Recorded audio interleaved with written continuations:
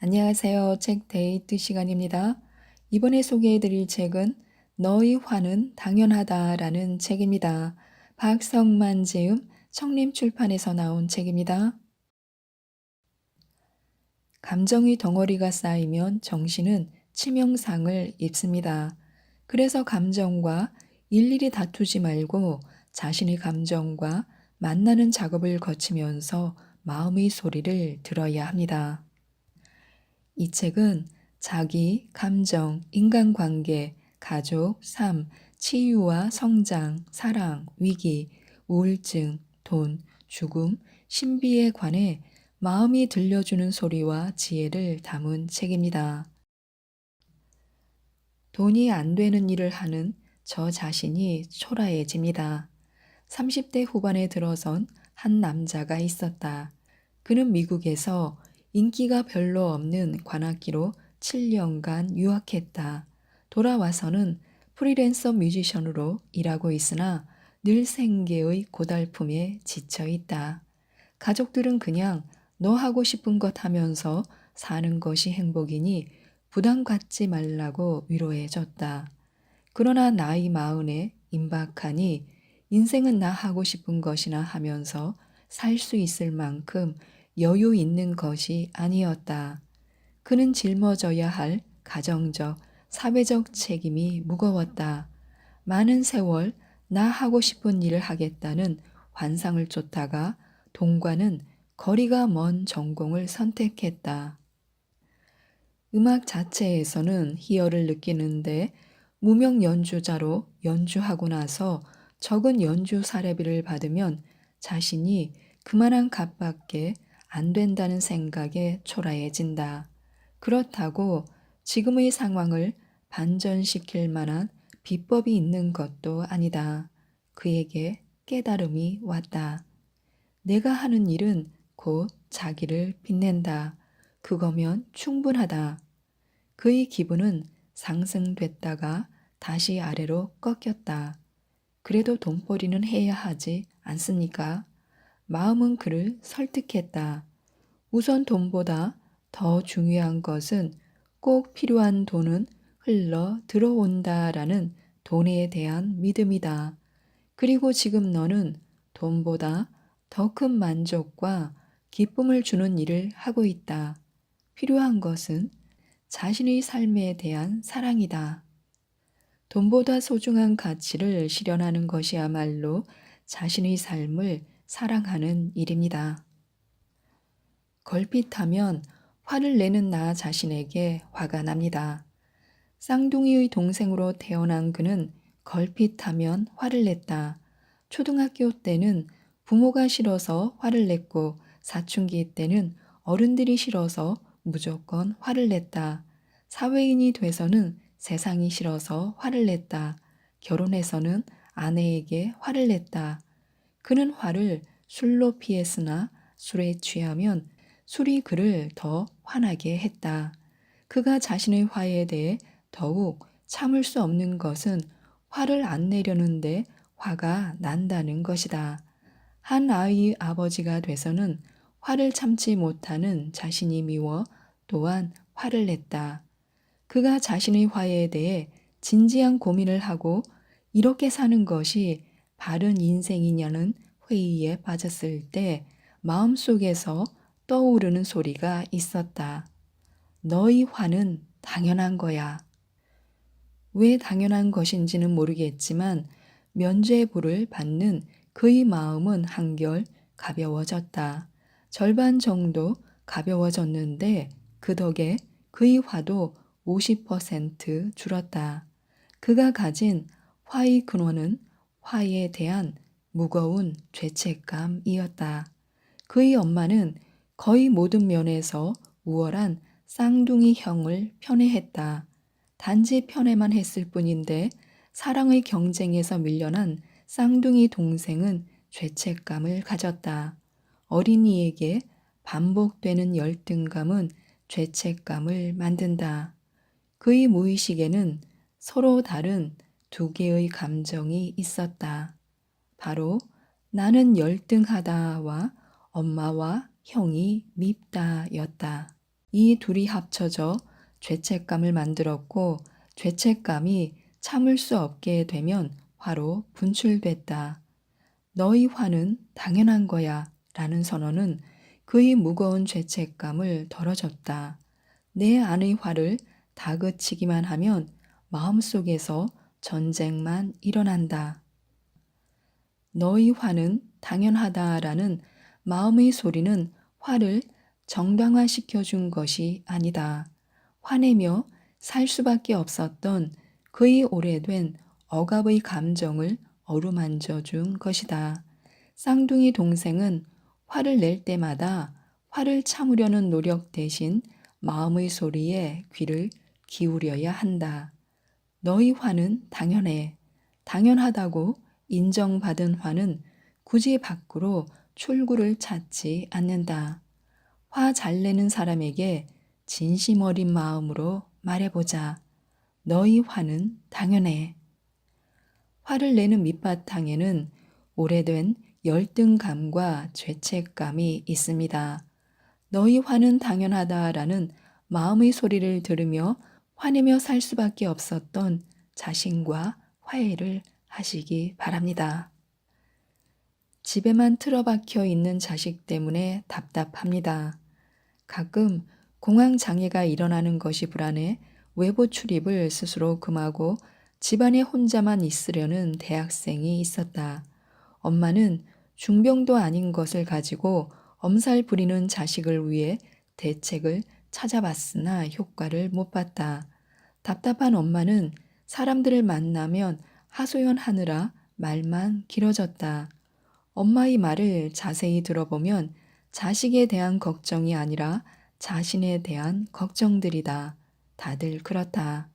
나는 엄마의 이야기를 어떤 판단도 하지 않고 그냥 들어줬다.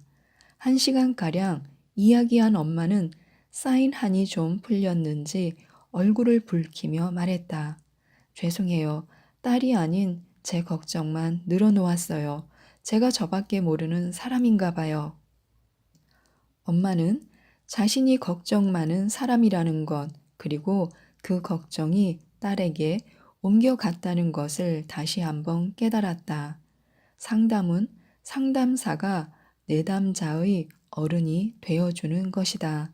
자기 통찰은 어린이인 자아가 어른인 마음의 소리를 듣는 것이다. 부모는 어린 자녀의 말을 들어줌으로써 아이들을 어른으로 성장시킨다. 엄마의 통찰이다. 선생님이 제 이야기를 들어주셔서 제가 자기 통찰을 한 것처럼 저도 아이의 이야기를 들어주면 아이도 자기 통찰을 하겠지요. 그러면 공황 장애를 이길 힘도 생기겠지요. 나도 마음속에서 떠오르는 소리가 있었다. 가족은 서로 들어주어서 화평하고 서로 들어달라고만 해서 불화한다. 이제는 자식의 이야기를 들어줘야 할 시간입니다. 삶이 무료하고 즐거운 일이 하나도 없습니다. 요즘 들어 즐거움이 없어졌단 말을 하는 분들이 참 많다. 즐거움이 없어졌다는 것은 새로운 방식으로 즐거움을 찾으라는 마음의 신호다. 즐거울 일이 없던 어느 날 나는 늘 가는 공원의 벤치에 앉아서 강가를 무심히 바라보고 있었다. 그러다가 의자 밑에 떨어진 사람들이 하도 밟아서 딱딱해져 진열색으로 변한 껌딱지 하나를 무심히 내려다 봤다. 여기에 앉아 무심코 씹던 껌을 여기다 뱉었을 사람, 이후 여기에 앉아 이 껌딱지를 무심결에 밟았을 사람들, 그들이 이 벤치에서 생각하고 느꼈을 것들을 상상해 보니 마음이 찡했다.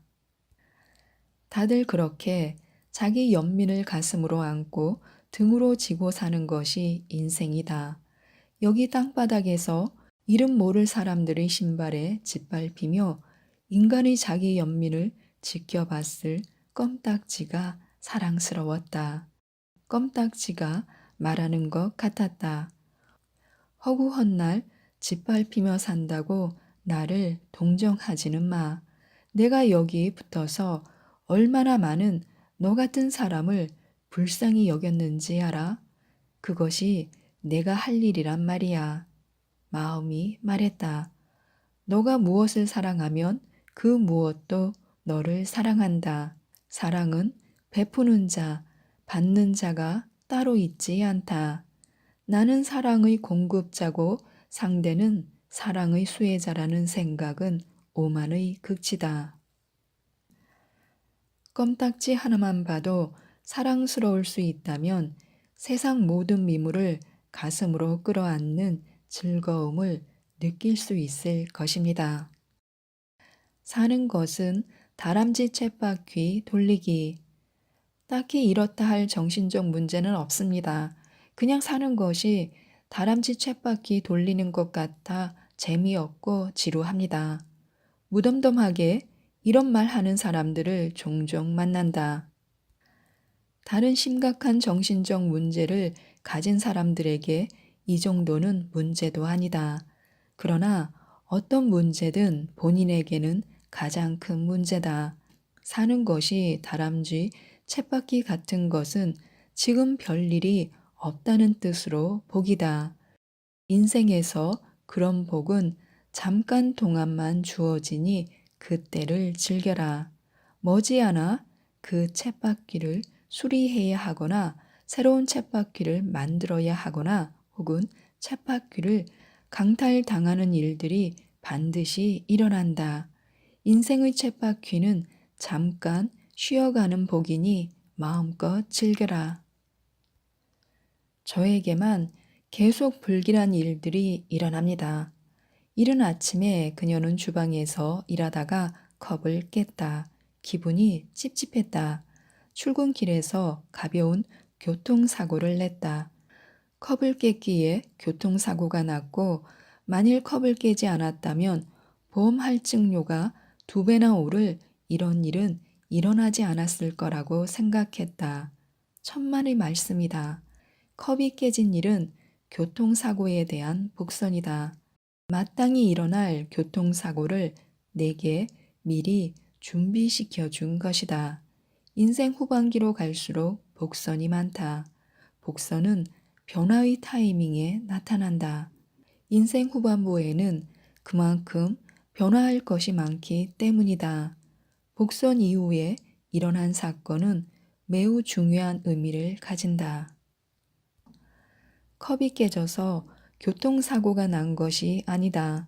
컵 깨지는 일은 어차피 일어날 교통사고에 대한 예고다. 그녀는 요즘 새로운 상황에 처했고 스트레스 받기 싫어서 예전의 방식대로 일을 처리해 나가려고 했다. 그러한 태도는 오히려 일에 방해가 됐고 새로운 시도나 모험을 거부하는 심리 상태로 나타났다. 컵 깨지는 일에 이어 일어난 교통사고는 그녀의 진부한 태도를 경고한 것이다. 그녀는 최근에 일어난 상황을 진지하게 받아들이고 새롭게 대처해야 한다. 사람들은 원하지 않는 나쁜 일이 일어나면 운이 없었던 일로 넘기지만 그런 일일수록 더 강한 인생의 이정표가 될 수 있다. 방향만 맞으면 누구나 목표한 곳에 이른다. 마음이 틀려졌다. 나는 복선으로도 말한다. 불운은 단지 사람들이 그렇게 생각하는 것이다. 불운은 없고 이정표가 가리키는 방향은 있다.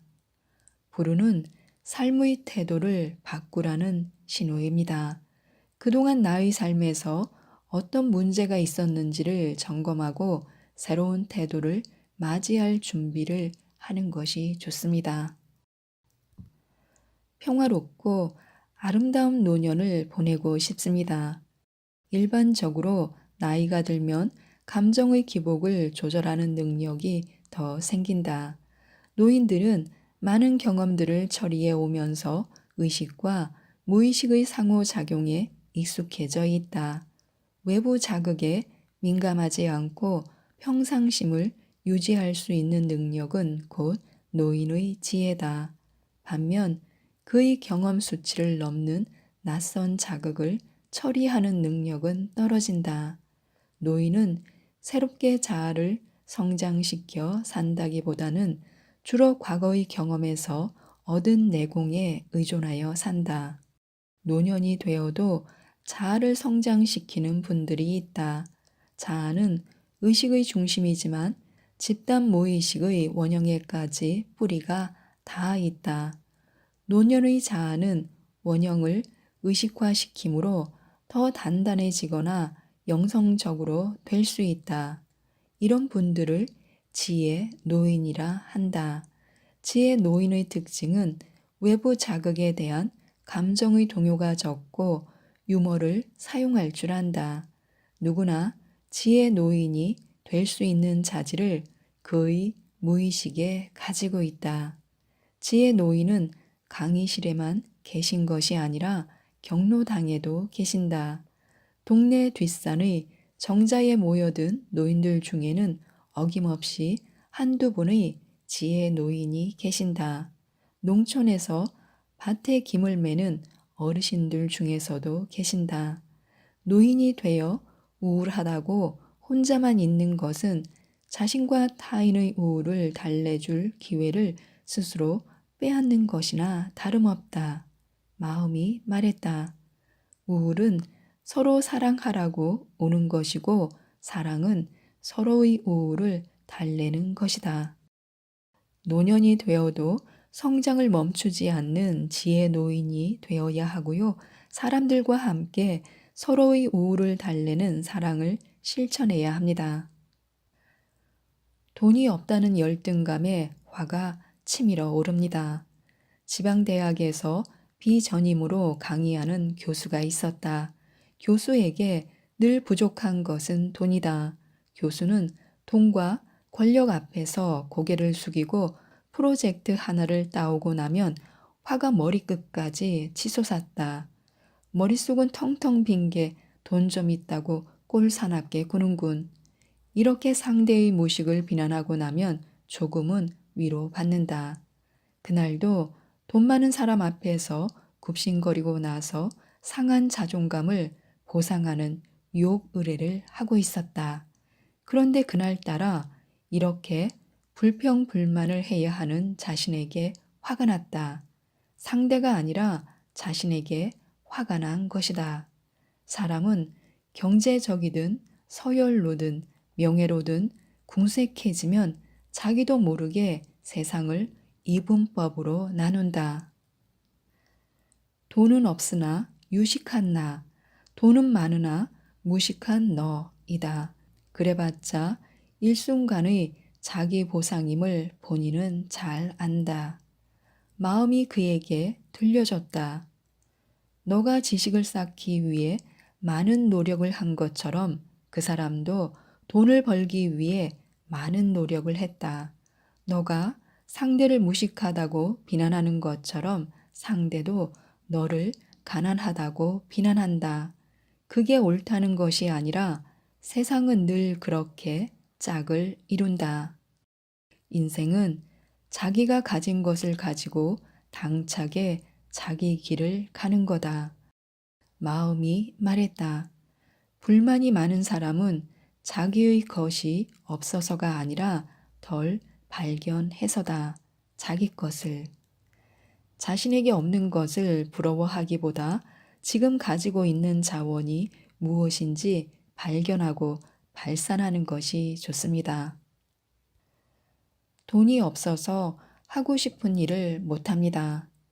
시간만 나면 글을 쓰거나 책을 들춰보는 그에게도 휴식이 필요하다며 해외여행을 권하는 사람들이 적지 않다.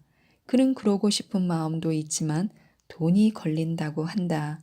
늘 돈에 쪼들려 살다 보니 목돈 들어가는 일이 그에게는 쉬운 선택지가 아니다.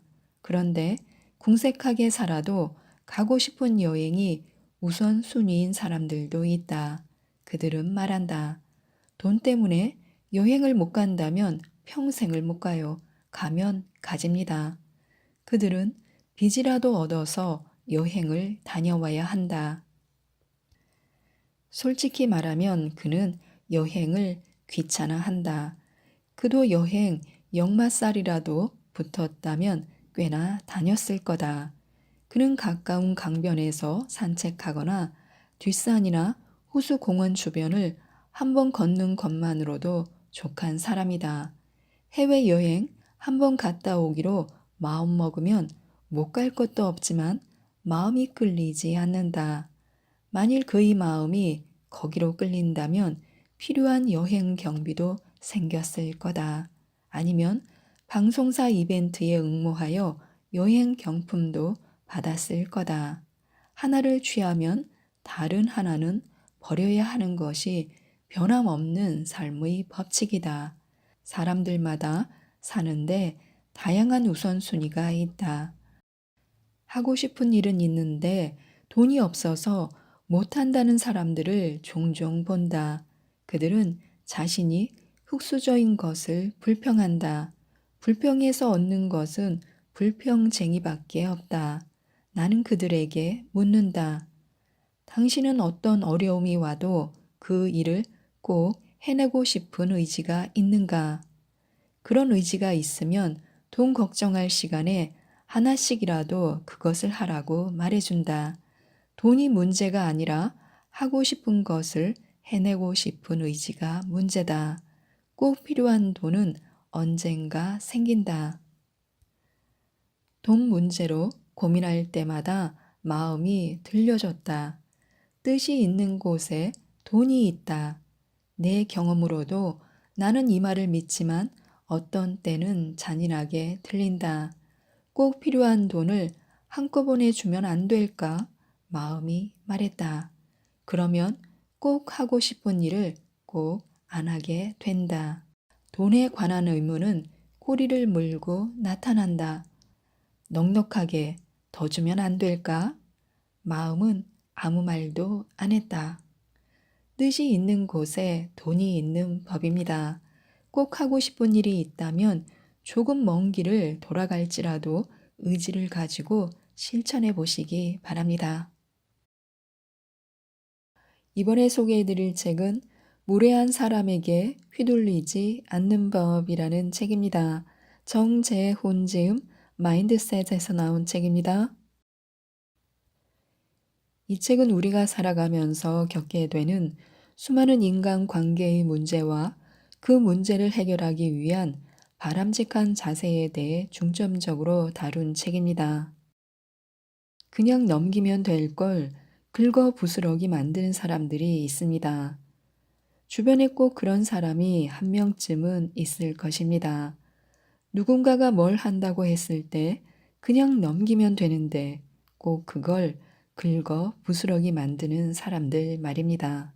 예를 들어 누군가가 공무원 시험 준비하고 있다고 말하면 열심히 해, 응원할게 한마디만 하면 되는데 야, 요즘 공무원 돈도 못 버는데 경쟁률은 엄청 높잖아. 그냥 그거 할 바에야 나는 개인 사업하겠다. 너 집중력을 내가 아는데 넌 공무원 할 집중력은 아니야. 그거 힘들어. 라며 마치 자신이 공무원에 합격했던 사람처럼 어줍잖은 조언을 하며 상대방의 기분을 불쾌하게 합니다. 이처럼 사회성이 부족한 사람들은 그냥 넘기면 될 걸 굳이 긁어서 부스러기를 만듭니다. 그리고 그 부스러기를 상대방의 머리에 대놓고 탈탈 털어버립니다. 마치 자신의 말이 진짜 현실적이고 뼈 때리는 충고라 믿으며 경우 없는 무례를 계속해서 보여줍니다. 그러나 이런 사람들의 부스러기 같은 말에 전혀 신경 쓸 필요가 없습니다. 부스러기는 부스러기에 불과합니다. 그냥 쓱 한번 털어버리면 됩니다. 인간관계에서 반드시 버려야 할 5가지가 있습니다. 1. 떠나버린 사람에 대한 미련. 떠나버린 사람에 대한 미련을 오래 간직하면 나만 힘들어집니다. 오래 연애하고 헤어진 전 연인이라 15년 지기였지만 가치관과 성격 차이로 크게 다툰 후 연을 끄는 전, 중마고우 등 이런 사람들에 대한 미련을 계속해서 갖고 있으면 나만 힘들어집니다. 이미 끄는 인연을 억지로 붙이려 한다고 제대로 붙여질 리가 없습니다. 관계는 유리창과 같아서 한번 크게 깨지면 다시 붙인다 해도 그 강도가 현저히 약해집니다. 그렇기에 그런 미련을 가지며 이미 지나간 사람을 그리워하고 아파하는 것보다 현재 나에게 와 있는 사람들에 대한 감사함을 갖고 그 인연들에 최선을 다하는 것이 좋습니다. 2. 잡지 못한 기회에 대한 아픔. 그때 그 사람을 만났어야 했는데, 그때 그랬어야 됐는데, 라는 건 비단 성공이나 인생뿐만 아니라 인간관계에도 적용됩니다. 만나지 못했던 사람, 좋은 인연으로 발전하지 못했던 사람에 대한 아픔과 아쉬움을 계속해서 유지할 필요가 없습니다.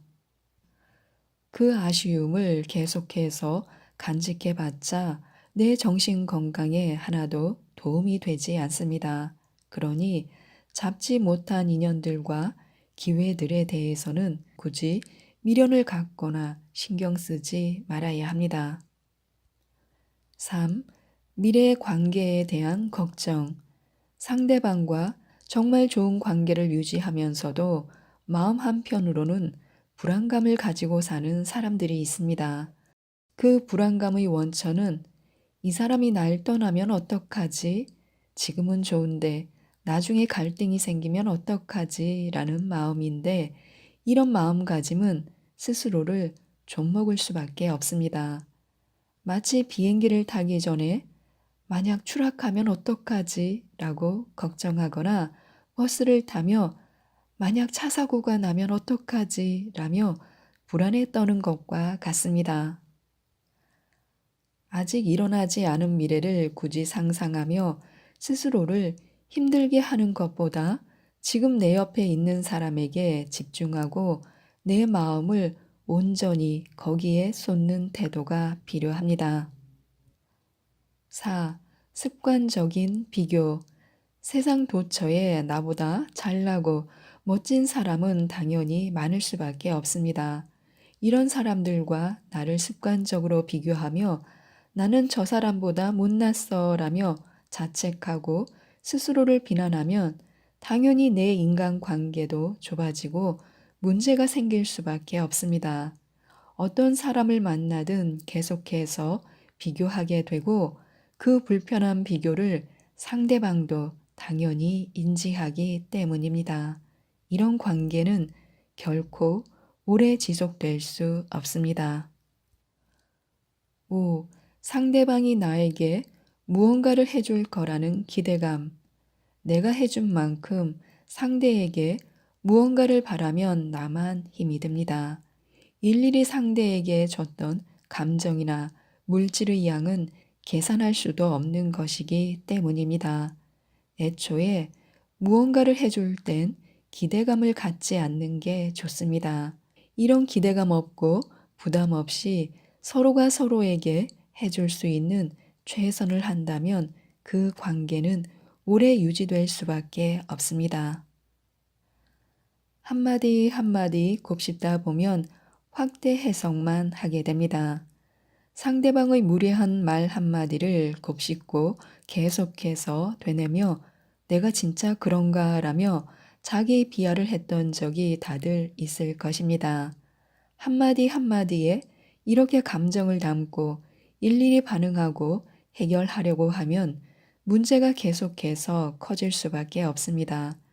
제가 왜 이렇게 얘기하는 거지? 어떤 의도로 저런 말을 하는 걸까? 정작 상대방은 아무 생각 없이 한 말을 나 혼자 확대 해석하고 큰 의미로 받아들이면 나만 힘이 듭니다. 그리고 그게 심해지면 어떤 말을 들어도 피해 의식으로 확대될 수 있습니다. 뭐지? 나 무시하는 건가? 왜 저런 말을 이 상황에서 굳이? 내가 그렇게 만만한가? 이처럼 상대의 말 한마디에 큰 의미를 두지 말아야 합니다. 건강한 마음을 지키기 위해 가장 필요한 방법입니다. 일이 잘 풀리다 보면 이 모든 것도 아무렇지 않게 느껴집니다. 일이 잘 되면 모든 게 아무렇지 않습니다.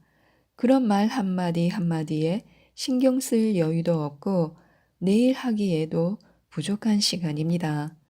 사소한 말 한마디에 신경 쓸 시간에 어떻게 하면 내가 하는 일에 집중할 수 있을지, 더 잘할 수 있을지를 고민하고 생각하는 것이 좋습니다.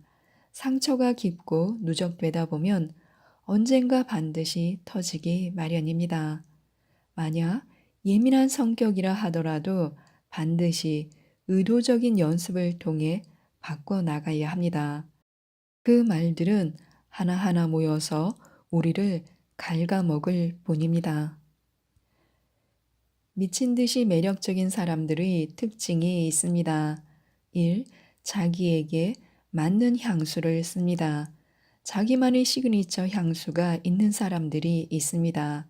오감 중에 가장 중요한 게 후각인데 이 후각을 자신만의 색깔로 지배하는 사람들입니다. 2. 외모와 분위기에 신경을 씁니다. 매력 포인트의 가장 중요한 요소 중 하나는 바로 외적인 이미지입니다. 잘생기고 예쁘고를 떠나 잘 관리된 것 같은 느낌을 준다는 것만으로 상대에게 매력 어필을 했다는 뜻이기 때문입니다.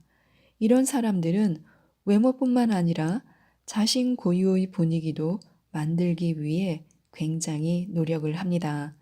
지적인 이미지, 진중한 이미지, 열정적인 이미지 등 스스로가 본인이 되고 싶은, 그렇게 보여지고 싶은 이미지를 만듭니다. 그러니 그 사람들은 계속해서 매력적일 수밖에 없습니다. 3. 말에 단정함이 느껴집니다. 매력적인 사람들은 말 한마디 한마디가 잘 정제되어 있습니다. 담백하되 심심하지 않고 흥미롭되 가볍지 않습니다. 그들과 대화하다 보면 자연스레 존중받고 있다는 생각이 들며 그 존중이 결코 부담스럽거나 과하지 않고 담백함으로 다가옵니다. 4. 기분과 태도를 관리한다. 어떤 상황에서도 자신의 기분과 태도를 관리할 줄 압니다. 섣부른 행동과 말을 하지 않으며 기분이 태도가 되지 않으려 노력합니다. 기분이 태도가 되면 함께 있는 상대방에게 불편함과 부담감을 주게 된다는 것을 너무도 잘 알기 때문에 그런 상황을 만들지 않기 위해 스스로를 끊임없이 컨트롤하는 것입니다. 5. 자존감이 높습니다. 미친 듯이 매력적인 사람은 그 어떤 것에도 흔들리지 않는 단단한 자존감을 갖고 있습니다. 그들은 다양한 성취 경험들로 이미 스스로에 대한 확신이 있으며 어떤 걸 하든 잘할 수 있다는 자신감이 충만합니다. 하지만 그 자신감이 결코 자만심처럼 보이지는 않는데 그 적절한 선을 굉장히 잘 유지합니다. 유행에 끌려다니지 않습니다. 자신이 뚜렷한 주관 없이 휩쓸려 다니는 것처럼 보일 수 있기 때문입니다. 자신이 좋아하는 것과 잘하는 것이 뭔지를 정확히 알고 거기에 모든 시간과 노력을 쏟습니다. 7. 말과 행동이 일치합니다. 가벼운 한마디를 내뱉더라도 말의 무게감을 너무나도 잘 알고 있습니다. 이룰 수 있는 것들, 반드시 이뤄야 할 것들만 입 밖으로 꺼내고 그걸 이루기 위해 최선을 다합니다. 이처럼 매력적인 사람들은 어떤 상황에서도 자신이 인생의 주인공임을 확신하고 있으며 그 누구보다 능동적이고 주체적으로 살아갑니다. 사실 이러한 매력을 가진 그들도 하루아침에 그 매력이 뿅 하고 나타난 것은 아닐 것입니다. 자신에게 맞는 향수를 찾고 거울을 보며 말과 태도를 연습하며 자기 개발과 마인드셋을 위해 독서도 게을리하지 않았을 것입니다. 매력적인 사람이라는 것은 타고난 영역이 아닙니다. 누구나 끊임없는 연습으로 매력적인 사람이 될 수 있는 것입니다. 이때 가장 중요한 것은 의지입니다. 먼저 원하는 삶을 그리고 하나하나씩 쫓아가면 됩니다. 그 이후에는 훨씬 더 매력적으로 변한 나 자신을 발견하게 될 것입니다. 가벼운 사람과는 가벼운 이야기만 나눠야 합니다. 가벼운 사람에게는 굳이 내 속에 있는 진지하고 무거운 얘기를 할 필요가 없습니다. 그렇게 얘기해봤자 알아듣지도 못할 뿐더러 되려 불편해할 수도 있습니다. 예를 들어 나는 경제적 자유를 이루고 싶어 하고 경제, 금융 공부에 대한 니즈가 있지만 상대방은 그냥 현실에 대한 불평, 불만, 이성에 대한 가벼운 얘기만 하고 싶어 한다면 그냥 그 사람의 얘기를 웃으면서 들어주면 됩니다. 굳이, 야, 너가 지금 이럴 때야? 우리 나이에는 경제를 알아야 돼. 그래야 노후가 편해. 라고 할 필요가 없습니다. 사람마다 자신의 그릇이라는 게 있습니다. 사람들은 그 그릇에 맞게 말하고 행동하며 또 그에 맞는 사람들과 어울립니다. 유유상종이라는 사자성어가 괜히 나온 게 아닙니다. 그렇기에 깃털처럼 가벼운 주제만을 다루길 원하는 사람이라면 내 무겁고 진지한 얘기를 이리저리 가볍게 옮길 사람이라면 그냥 그 사람과의 대화는 그 사람의 수준에 맞춰 들어주고 말해주면 됩니다. 스스로를 지킬 수 있는 현명한 힘을 기르셨으면 좋겠습니다. 이상 책데이트였습니다. 감사합니다.